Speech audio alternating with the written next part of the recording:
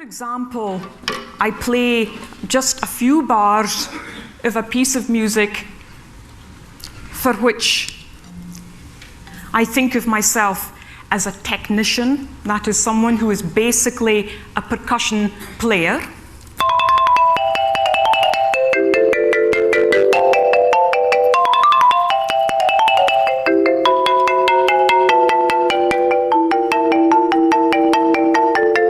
And so on, if I think of myself as a musician.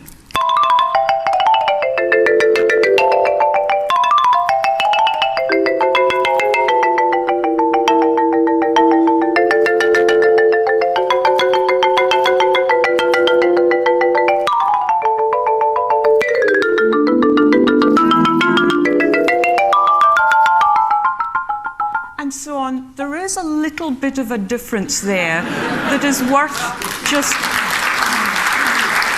thinking about. And I remember when I was 12 years old and I started playing timpani and percussion, and my teacher said, well, how are we going to do this? You know, music is about listening. And I said, yes, I agree with that. So what's the problem? And he said, well, how are you going to hear this? How are you going to hear that? And I said, well, how do you hear it? He said, well, I think I hear it through here. And I said, well, I think I do too, but I also hear it through my hands, through my arms, my cheekbones, my scalp, my tummy, my chest, my legs, and so on. And so we began our lessons every single time tuning drums, in particular the kettle drums or timpani, to such a narrow pitch interval.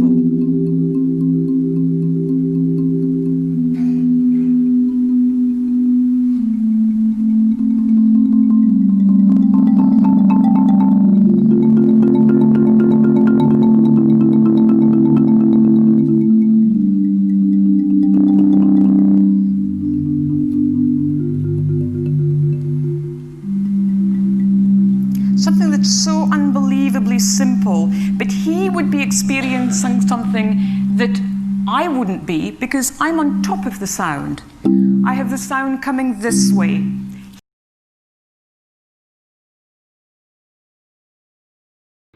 The Sound of Music. Part 1. Evelyn Glennie listens to sound without hearing it. God may have taken her hearing, but He has given her back something extraordinary. What we hear, she feels far more deeply than any of us. That is why she expresses music so beautifully. Rush hour crowds jostle for position on the underground train platform. A slight girl, looking younger than her 17 years, was nervous yet excited as she felt the vibrations of the approaching train. It was her first day at the prestigious Royal Academy of Music in London, and daunting enough for any teenager fresh from a Scottish farm. But this aspiring musician faced a bigger challenge than most. She was profoundly deaf.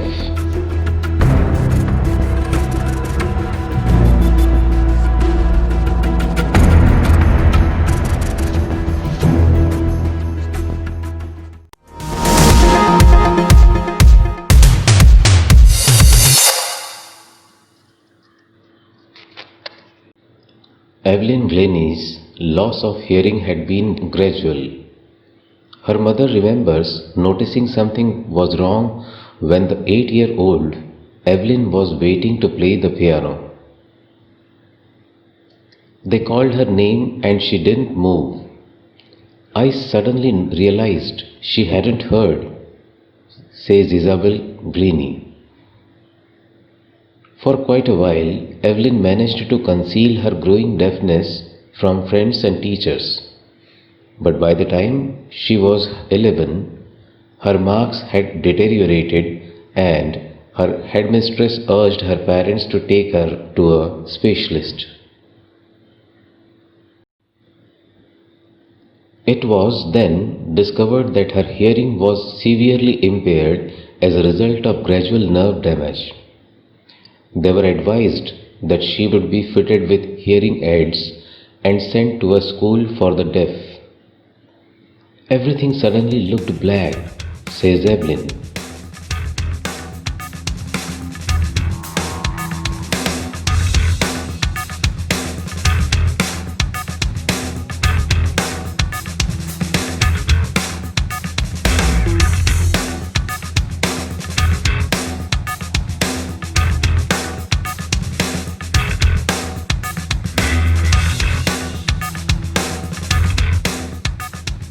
But Evelyn was not going to give up. She was determined to lead a normal life and pursue her interest in music. One day, she noticed a girl playing a xylophone and decided that she wanted to play it too. Most of the teachers discouraged her, but percussionist Ron Forbes spotted her potential. He began tuning two large drums to different notes. "Don't listen through your ears," he would say. "Try to sense it some other way," says Evelyn. "Suddenly I realized I could feel the higher drum from the waist up and lower one from the waist down." Forbes repeated the exercise, and soon Evelyn discovered that she could sense certain notes in different parts of her body. I had learned to open my mind and body to sounds and vibrations. The rest was sheer determination and hard work.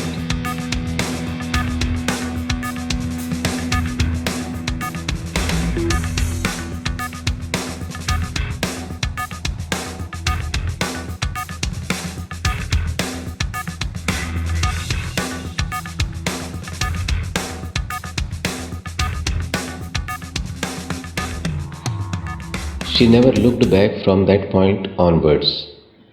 She toured the United Kingdom with a youth orchestra, and by the time she was 16, she had decided to make music her life. She auditioned for the Royal Academy of Music and scored one of the highest marks in the history of the Academy. She gradually moved from orchestral work to solo performances. At the end of her 3-year course, she had captured most of the top awards.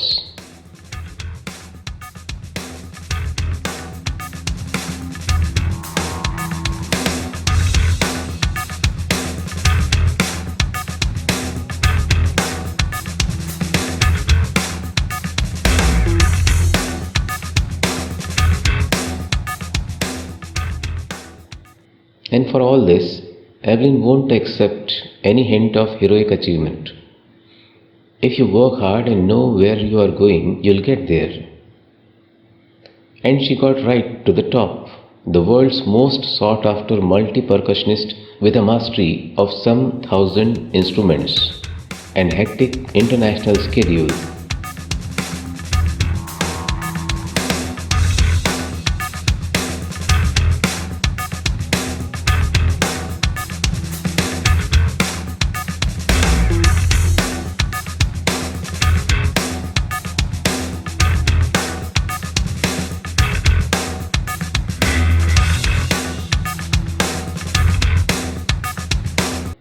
It is intriguing to watch Evelyn function so effortlessly without hearing.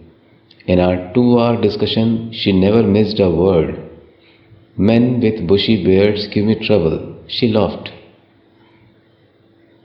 It is not just watching the lips, it is the whole face, especially the eyes. She speaks flawlessly with a Scottish lilt.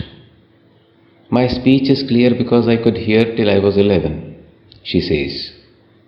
But that doesn't explain how she managed to learn French and master basic Japanese.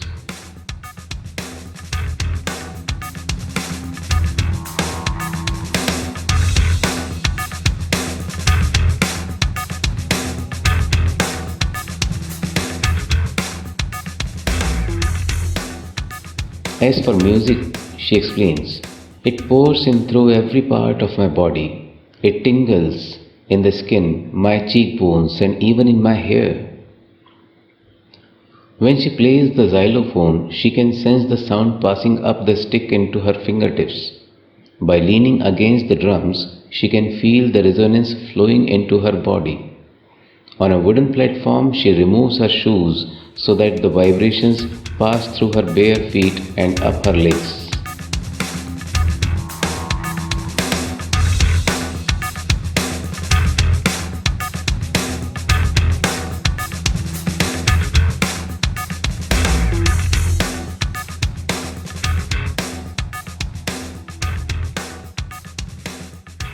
Not surprisingly, Evelyn delights her audiences. In 1991, she was presented with the Royal Philharmonic Society's prestigious Soloist of the Year award.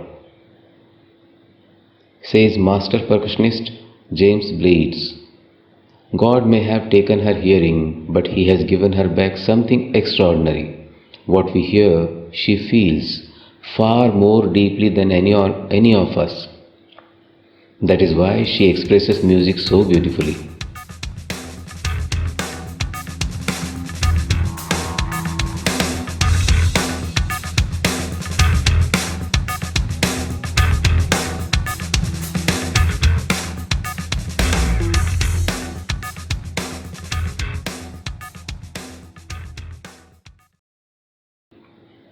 Evelyn confesses that she is something of a workaholic. I have just got to work, often harder than classical musicians, but the rewards are enormous. Apart from the regular concerts, Evelyn also gives free concerts in prisons and hospitals. She also gives high priority to classes for young musicians. Anne Richlin of the Beethoven Fund for Deaf Children says, "She is a shining inspiration for deaf children. They see that there is nowhere that they cannot go."